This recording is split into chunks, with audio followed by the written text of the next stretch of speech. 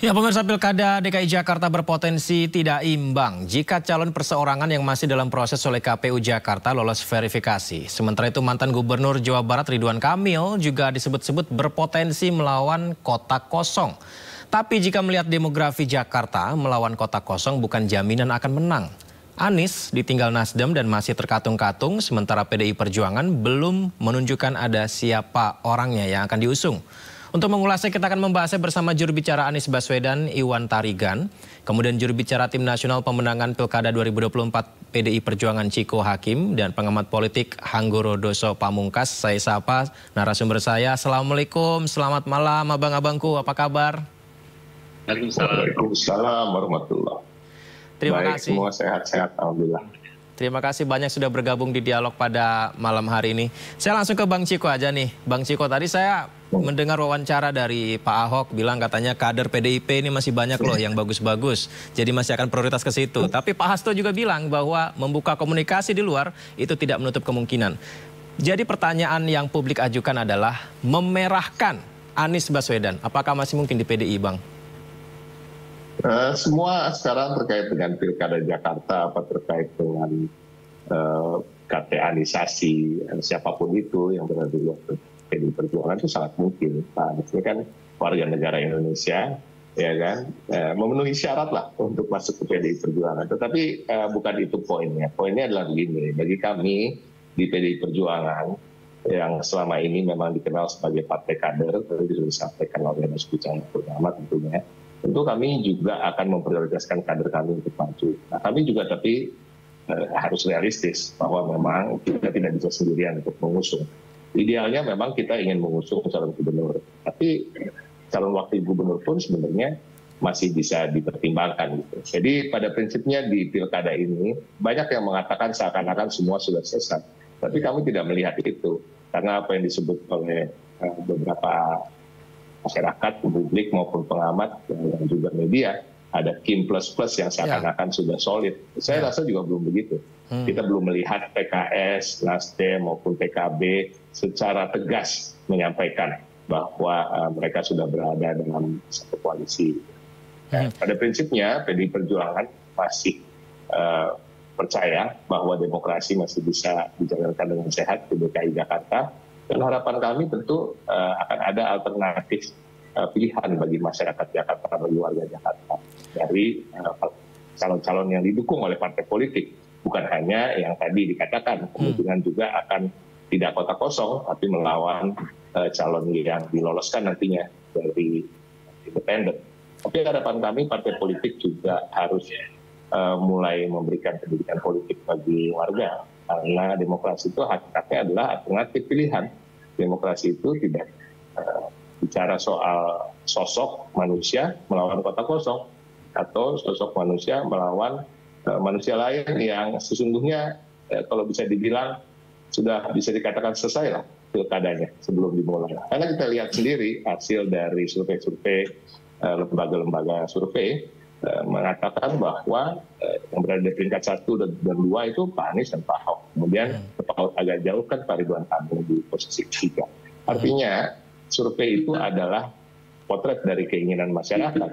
Survei itu adalah harapan-harapan masyarakat. Apalagi masyarakat Jakarta yang begitu heterogen, begitu berat tantangan-tantangan ke depannya, begitu beragam problematikanya, tentu tidak bisa saja titipkan aspirasinya pada salah satu calon. 3 calon inilah yang sebenarnya idealnya yang seharusnya bertarung. Dan ini akan sangat seru bagi demokrasi kita, akan sangat sehat bagi demokrasi kita, dan juga akan memberikan kebaikan-kebaikan bagi masyarakat yang memang memberikan banyak harapan pada tokoh-tokoh itu.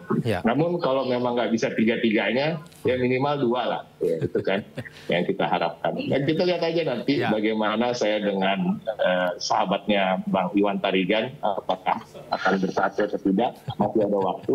Tapi kita lihat nanti. Namun kalau boleh saya sampaikan, nama-nama kader kami selain Pak Ahok juga ada Bang Karno, ada Mas Prasetyo Marsudi, ada juga para Sonoris, yang sebenarnya semuanya juga memimpin. Ada juga nama Pak Jarod tentunya, yang pernah juga memimpin DKI Jakarta bersama Pak Ahok dan juga menggantikan Pak Ahok ketika di 2018. Pak Bang Ciko, berarti termasuk belum selesai dengan sinyalemen-sinyalemen kemungkinan akan melepasnya dukungan dari PKS dan juga Nasdem terhadap Anies Baswedan. Ini belum bisa menjadi kesimpulan bahwa akan mengancam ambang batas jika PDIP akan mengajukan nama calon sendiri. Ya, jadi gini, ini kan masih dalam tahapan rumor pembicaraan yang belum juga dikonfirmasi oleh 3 partai tersebut secara tegas.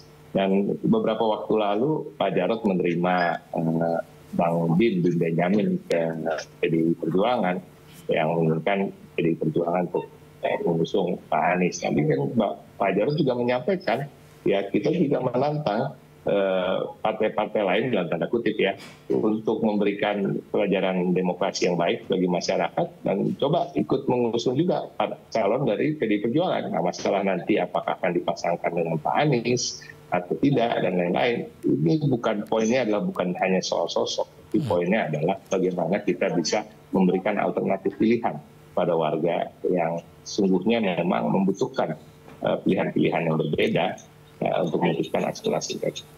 Ya, baik Bang Ciko, ini yang menjadi sinyalemen yang juga akhirnya menjadi heboh di kanan kiri ini ya Bang Ciko adalah informasi yang berikut ini bahwa 3 partai pengusung Anies Baswedan yang memberikan sinyal akan berpindah dukungan di mana PKS, PKB dan Nasdem diprediksi akan bergabung dengan Kim Plus usung Ridwan Kamil di Jakarta. Kita lihat dulu abang-abangku informasinya berikut ini. Untuk Pak Dasko khususnya dan Gerindra, ajak-ajaklah PKS.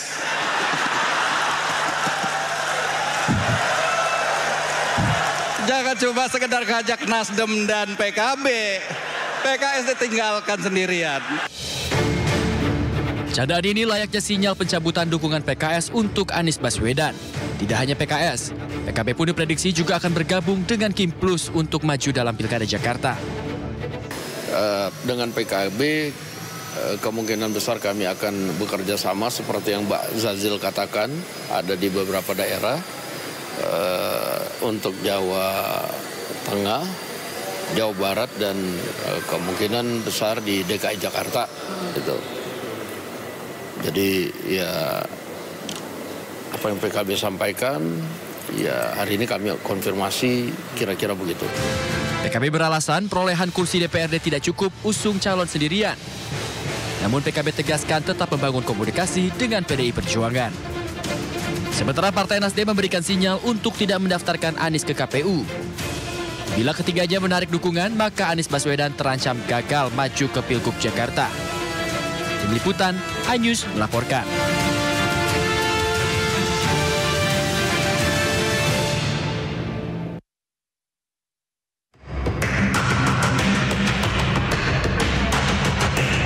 PDI Perjuangan bersiap untuk umumkan calonnya di Pilkada Jakarta. PDIP pun berencana ajukan kadernya sendiri sebagai bakal calon gubernur Jakarta. Tapi kalau lihat dari sistem PDI Perjuangan, kita partai pelopor kan. Kita ini partai kader. Selama ada kader yang terbaik, kita di deretan kader PDI Perjuangan ini banyak banget ini. Tadi sebut nama gitu banyak. Saya kira untuk orang luar itu baru bisa kalau kita tidak punya kader untuk maju. Biasanya itu seperti itu untuk di PDI Perjuangan. Namun PDIP tidak menutup kemungkinan untuk memerahkan Anies. PDIP terus buka komunikasi dengan partai-partai lain guna mencegah calon tunggal dan calon boneka di Pilkada Jakarta.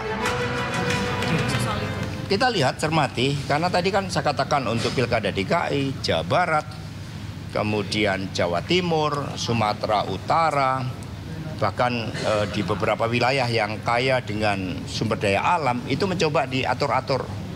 Kalau bisa calonnya ini, jangan calon yang terkenal itu kan mencoba dipakai. Maka kami tetap membangun komunikasi dengan partai lain. Saat ini PDI Perjuangan masih belum menentukan calonnya di Pilkada Jakarta. Basuki Cahayapurnama menjadi calon terkuat PDIP di Jakarta. Namun, PDIP tidak bisa mengusung calonnya sendiri karena kursi yang mereka miliki hanya 15 kursi. Sementara minimum kursi DPRD adalah 22 kursi. Tim Liputan iNews melaporkan. Kita lanjutkan dialog kita di Sindo Prime. Bang Ciko, kemudian Bang Iwan, Bang Hanggoro, kita juga di sini sudah bergabung. Ada satu narasumber lagi, Bang Kamhar Lakumani, Deputi Bapilu DPP Partai Demokrat. Selamat malam, Assalamualaikum Bang Kamhar. Baik. Baik, tadi saya ngobrol dengan Bang Ciko, ini seru sekali Bang Kamhar, bahwa ini semua baru rumor mengenai ya adanya Kim Plus, koalisi gemuk, kemudian mengarahkan bahwa mungkin saja RK lawan kota kosong, tapi ini masih rumor tadi dari PDI Perjuangan. Sebenarnya kalau dari Demokrat sendiri, bagaimana menyikapi isu yang berkembang sejauh ini?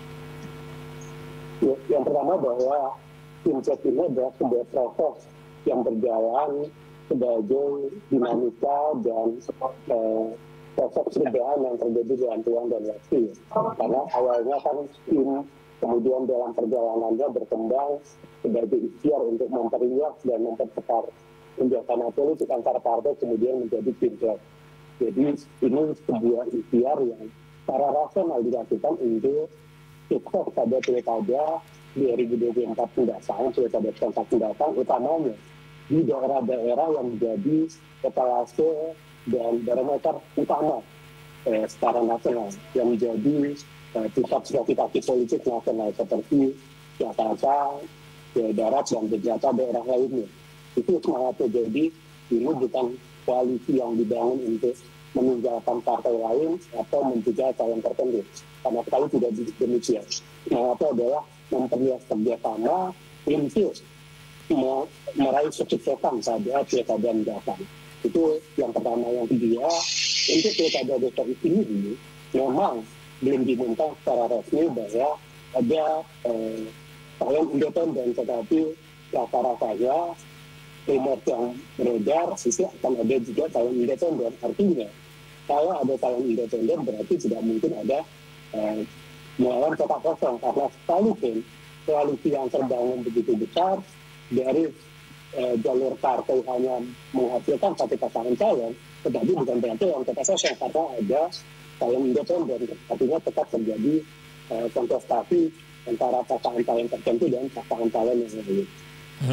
Baik, mungkin audionya bisa lebih didekatkan lagi, Bang Kamhar.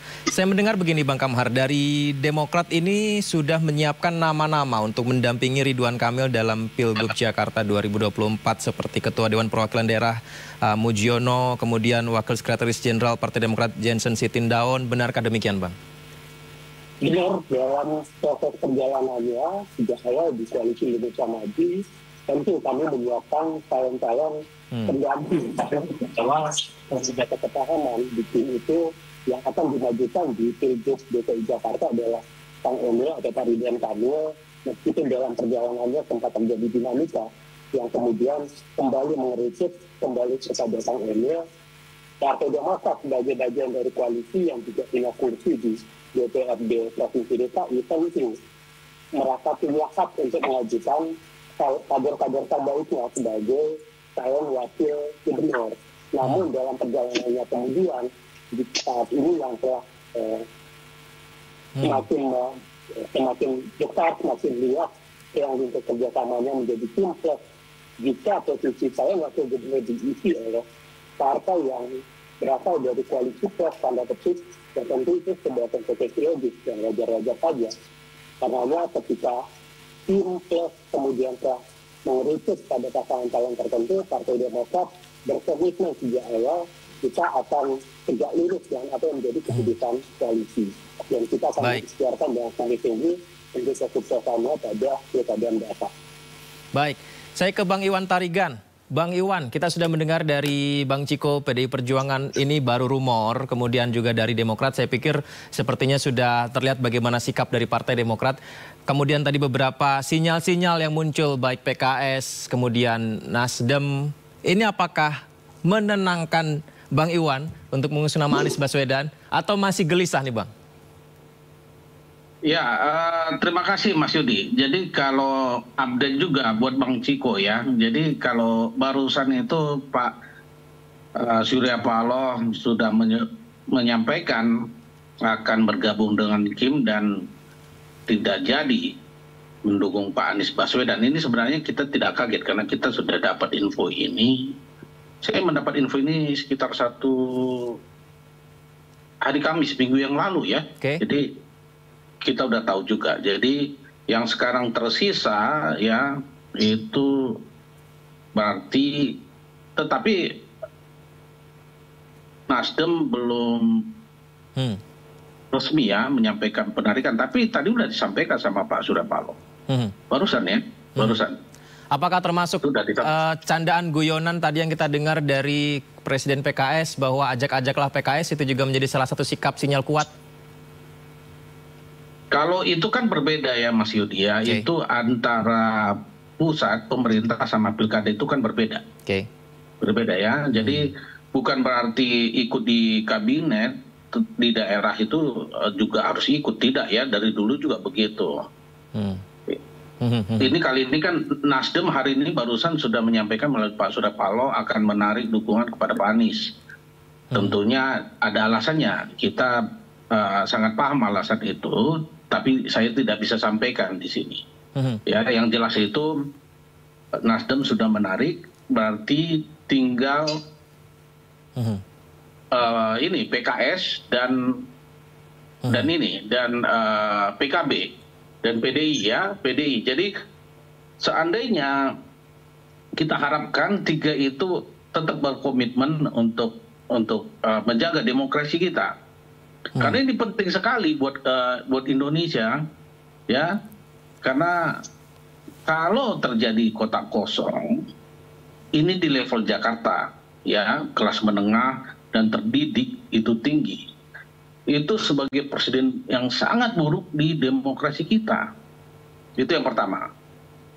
Dan jangan sampai suara rakyat yang dipotret, yang seperti kata Mas Ciko tadi, Anies, kalau hari ini pilkada 40% itu memilih Anies Baswedan. Kalau 1 putaran berarti sudah menang kan. Itu diamputasi oleh elit melalui pemborongan partai politik. Dan ini sudah banyak sekali terjadi, baik di Jakarta maupun di daerah. Ya, beberapa teman-teman ketua DPW, ya, kebetulan karena saya dulu 10 tahun pengurus DPP Partai Demokrat, ya, saya juga cerita dengan teman-teman yang lain. Untuk kecenderungan itu banyak terjadi di daerah juga. Misalnya, kalau biaya politik itu pilkada 25 miliar biayanya, itu kita lebih murah katanya sekarang dengan membeli partai politik. Habis 10 miliar udah menang, jadi memborong itu semua itu sangat berbahaya. Jadi ini pemborongan seperti ini yang ditambah dengan ancaman dan iming-iming itu sudah tidak sehat. Ya, kalau itu terjadi di pilkada Jakarta, ya kita bayangkan elektabilitas Pak RK yang 13% itu nanti kalau melawan kotak kosong berarti menang kan? Ya. Ini sudah rusak sekali demokrasi kita. Kaum intelektualnya pun sudah tidak mampu untuk berpikir. Ya, ini sudah rusak sekali ini. Dan ini persekongkolan jahat untuk mengamputasi keinginan rakyat. Jadi esensi demokrasi itu kan kita bisa memilih pemimpin kita. Jadi kalau kita tidak bisa memilih kan mengerikan ya, untuk apa lagi ada demokrasi. Ya, jadi tidak begini. Demokrasi ini kan mirip seperti main bola. Ini kalau dengan cara-cara begini kan mafia sudah berjalan. Di bola saja diperangi loh mafia ini. Kenapa kita setuju membiarkan seperti ini, Bang Ciko? Ini udah nggak sehat gitu. Jadi kalau mafia bola dia atur skor, ini kan sebenarnya sudah ngatur skor gitu ya. Jadi nanti LSI itu pun begitu mendapatkan survei, udah nggak ada perlu lagi itu, udah langsung borong situ semua. Itu berbahaya sekali dan ini sangat mengerikan. Ya, saya 32 tahun di partai ini, waduh, ini semua saya ketemu dengan teman-teman partai ini udah rusak Indonesia, rusak Indonesia. Begitu semua udah. Jadi harapan kita ini benteng terakhir, PDI, ya, PDI dan juga PKB. Harapan kita PSI juga didorong dengan ini bukan hanya masalah menang, tapi sebuah demokrasi yang harus dijaga. Kalau saya itu PSI, seandainya itu PKB maupun PKS, itu saya ambil. Saya nggak mau lawan kotak kosong, itu udah lawan sana, ya kan sudah pasti menang. Ya kan ini apa yang mau ditakutkan? Orang Jokowi tinggal 2 bulan kok ya, tapi kita tidak tahu. Berarti Tadi ada tekanan-tekanan yang lain. Sempat Jadi, membahas mengenai harapan LS saya- ini. Saya tanya langsung ke Bang Hanggoro nih. Bang Hanggoro, bagaimana tanggapannya, Bang? Iya, jadi yang pertama ya terkait sama pilkada. Ini kan pilkada ini tahapannya kan mulai dari pencalonan, kampanye, dan sengketa hasil. Bagi kandidat bagi figur dia harus memiliki kemampuan 3 meyakinkan tadi. Yang pertama, yang terakhir tadi meyakinkan hakim ketika nanti bermasalah di sengketa di MK misalnya. Yang kedua, meyakinkan pemilih saat kampanye. Dan yang pertama, yang paling krusial adalah meyakinkan partai politik. Nah, disinilah peran figur itu mengkonsolidasi partai politik, yang meyakinkan partai politik bahwa 2 hal. Yang pertama, dia bisa menang. Ya. Jadi tentunya partai politik ingin mengusung yang potensi menangnya besar. Popularitas, akseptabilitas, elektabilitas itu menjadi dasar termasuk isi tas gitu ya. Nah, tapi lebih dari itu adalah bagaimana figur ini meyakinkan partai politik bahwa dia satu visi, tidak berseberangan dengan kepentingan partai politik. Ini menurut saya yang paling krusial yang dialami bisa jadi Anies saat ini gitu ya.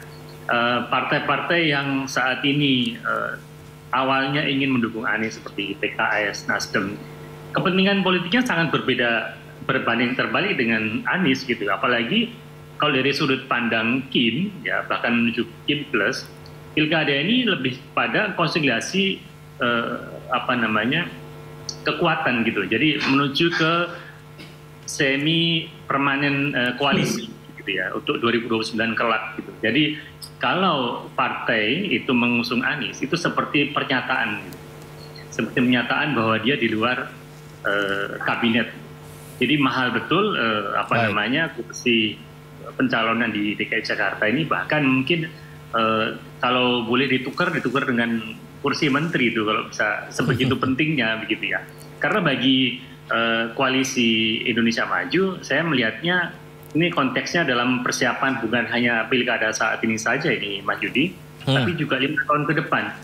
Bukan hanya DKI saja, ada 7 provinsi besar yang seharusnya menjadi atensi ya bagi terutama pemenang pemilu kemarin. Seluruh Jawa, Jawa Timur, Jawa Tengah, Jawa Barat, DKI Jakarta, Banten, Sumatera Utara, Sulawesi Selatan, menguasai 7 provinsi ini menguasai 70% pemilih. Jadi pasti 7 wilayah ini menjadi atensi bagi koalisi semi permanen Kim kelak gitu ya.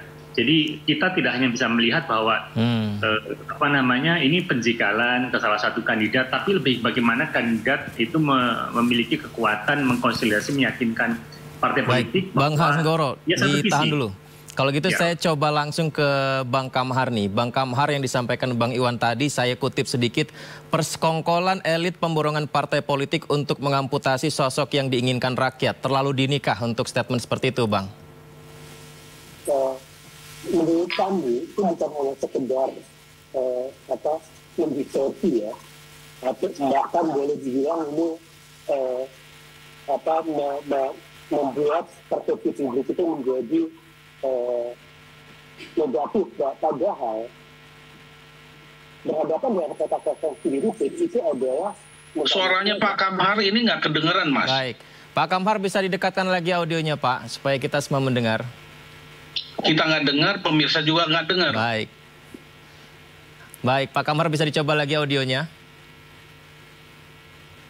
Ya, sambil menunggu audionya bisa diperbaiki ya. Bang Ciko, pertanyaan yang sama mungkin Bang Ciko. Bagaimana tanggapannya Bang Ciko?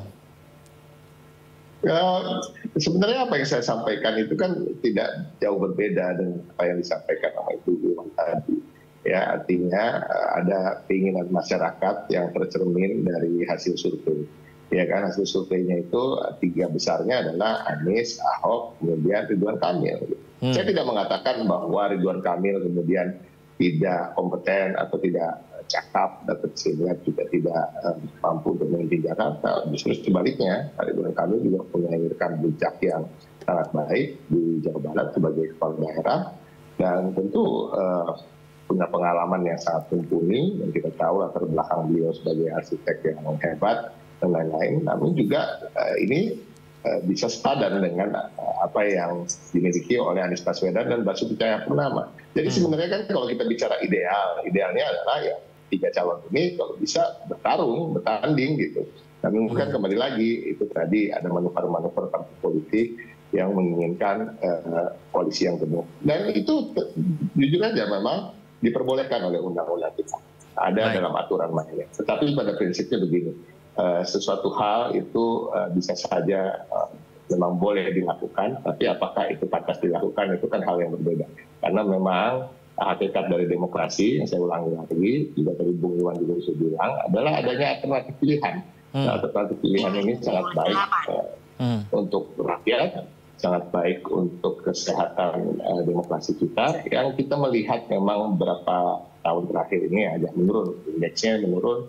Ya kan, kita melihat juga ada beberapa hal yang selalu bersembunyi di balik undang-undang, bersembunyi di balik aturan, yang selalu mengatakan bahwa diperbolehkan oleh aturan itu. Tapi kan ada norma, ada etika, ada juga azas kepatuhan. Saya tidak mengatakan semua kotak kosong itu bermasalah ya, dalam tanda kutip. Karena begini, kalau di berbagai daerah juga banyak fenomena kotak kosong. Namun umumnya fenomena kotak kosong itu adalah ketika calon yang diusung itu memang angka surveinya itu tertinggi di daerah tersebut, dan memang banyak partai politik yang tidak ingin memajukan kader atau memang tidak ada tokoh-tokoh juga yang berani untuk maju. Nah, permasalahannya di Jakarta ini kan sebaliknya, gitu. Yang berada di posisi 1 dan kedua ini kesulitan untuk memenuhi persyaratan pencalonan. Nah, kalau kita bicara lagi apakah itu dibolehkan undang-undang, ya memang betul dibolehkan. Tapi pada prinsipnya demokrasi tidak selalu terkait dengan aturan, tapi juga terkait dengan kepantasan dan hakikat demokrasi itu sendiri. Harapan kami tentu kembali lagi sama dengan Bung Iwan mungkin ya, apabila PKS, Nasdem, dan PKB juga masih mau untuk membantu saling gotong royong bersama untuk kita bisa membuat demokrasi ini lebih sehat ke depan. Ya kita lihat aja nanti. Nah, tapi nama prinsipnya gini. Tadi saya udah sampaikan ke produser bahwa saya harus pamit nih. Baik. Mohon maaf. Terima kasih semuanya. Baik, semua, Bang Ciko, terima kasih. Pak Sanggoro, Assalamualaikum. Ya, mungkin pertanyaannya kita lagi kepada Bang Kamhar tadi. Bang Kamhar, ini mengenai dugaan persekongkolan elit pemborongan partai politik ini. Apakah terlalu dini, Bang Kamhar? Dijawab setelah jeda, Sindo Prime segera kembali.